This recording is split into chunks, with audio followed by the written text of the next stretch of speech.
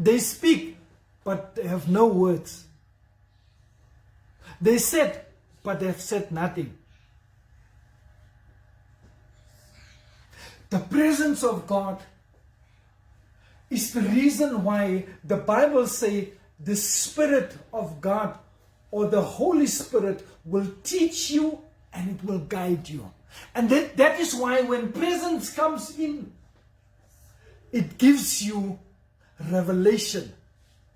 And that revelation knowledge taken over to somebody or given to somebody, sure, it's the presence in real form.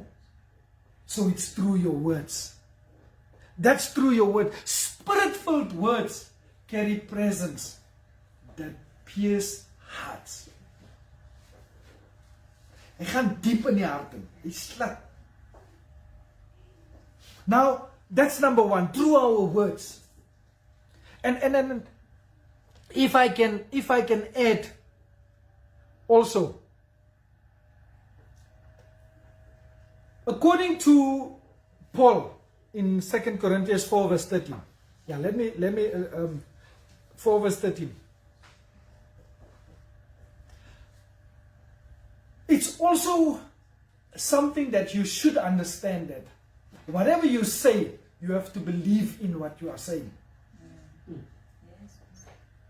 According to 2 Corinthians 4 verse 13, we believe and therefore speak. According to Paul, we believe and therefore speak.